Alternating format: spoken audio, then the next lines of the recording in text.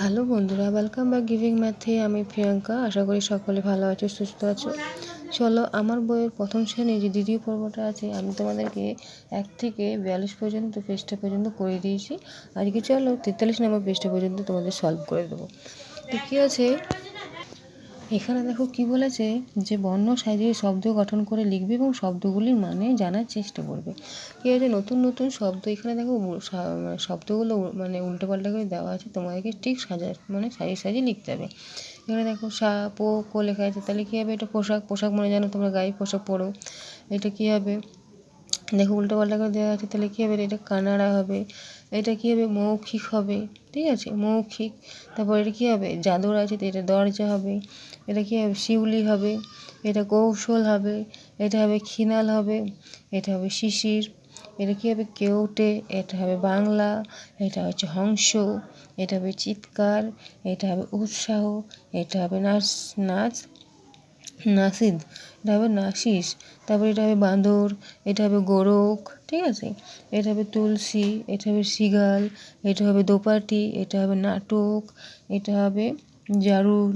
এটা হবে পিপুল হবে পিপুল। এটা হবে পিয়াল। এটা হবে কী হচ্ছে, জারুস। ঠিক আছে, এটা হবে জারুস।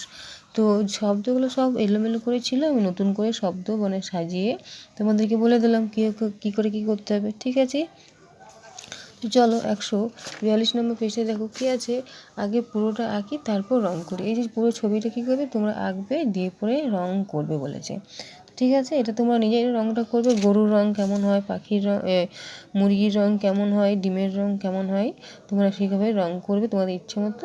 ঠিক আছে, চলো এবার দেখি 145 নম্বর পৃষ্ঠায় দেখো কী আছে, একটা ছবি দেখতে পাচ্ছ যেখানে জঙ্গল আছে, জঙ্গলের মধ্যে নদী আছে, বক আছে, বাঘ আছে, বানর আছে, গাছ আছে, হরিণ আছে, সবই দেখতে পাচ্ছ।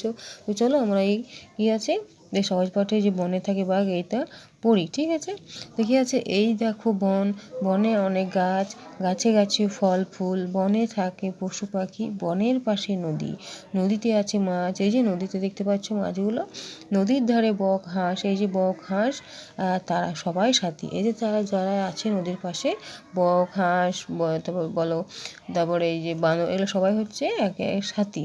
ঠিক আছে, বুঝতে পারলে ছবিটা দেখে আশা করি। চলো 146 নম্বর পেজটায় কী আছে দেখি। 46 নম্বর পেজে কী আছে, কমতে কমতে আরও একটিও না, তোমরা এটা কী বলেছে, এরকম করে যোগ বিয়োগ করে তোমাদেরকে বলছে। দেখো কটা পাখি আছে, এক এক করে কমছে, রইল না একটাও, পেলাম 0। তাহলে কী হচ্ছে, কটা পাখি আছে, 5টা পাখি আছে। কটা পাখি আছে, এখানে প্রায় 4টে আছে, তাহলে করে একটা উড়ে গেল, তাহলে করে থাকবে। তাহলে 4টে থেকে 5টা থেকে 4 এখানে ছিল 5টা, এখানে ছিল 4টে। তাহলে 5টা থেকে একটা উড়ে গেলো, কতটা, 4টে রইল।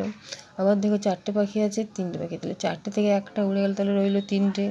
আবার দেখো 3টে থেকে 2টো আছে এখানে, তাহলে একটা উড়ে গেল, তাহলে কটা রইলো, 2টো। 3টে থেকে একটা উড়ে গেলে তাহলে 2টো থাকে।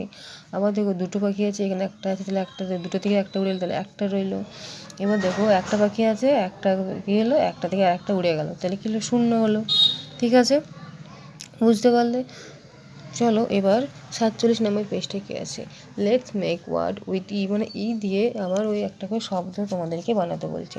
দেখো, বেড মানে বিছানা, ফেড মানে খাওয়ানো, লেড মানে চালিত, রেড মানে লাল, বেগ মানে হচ্ছে ভিক্ষা করা, এগ ডিম, লেগ হচ্ছে পা, পেগ মানে হচ্ছে খুঁটি, ডেন মানে হচ্ছে গুহা, হেন মানে মুরগি, ম্যান মানে পুরুষ, পেন মানে কলম, 10 মানে 10, গেট মানে পাওয়া, লেট মানে বাধা, মিট মানে মিলিত হওয়া, নেট মানে জাল, পেট মানে পোষ্য, সেট মানে ঝাঁক, ওয়েট মানে হচ্ছে ভেজা, বেল মানে যেন ঘন্টা, ফিল মানে হচ্ছে পড়ে যাওয়া, সেল মানে বিক্রি করা, টেল মানে বলা, ওয়েল মানে কুঁয়ো, স্পেল মানে মন্ত্র।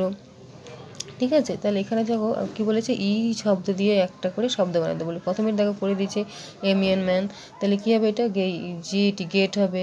পিডি এখান থেকে কী হবে, তাহলে এটা হবে পিই পিডি পিইজি পিগ হবে, এটা পিজি পিগ হবে। তারপর আর ইডি কী হবে, রিড হবে। তারপর বিজি বিগ হবে। তারপর এসিটি সিট।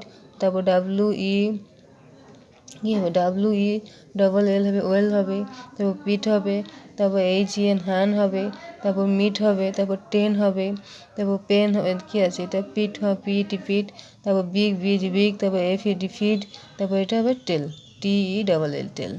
ঠিক আছে, আশা করি বুঝতে পারলে যে দিয়ে শব্দ করে নতুন নতুন শব্দ তৈরি হলো। ঠিক আছে।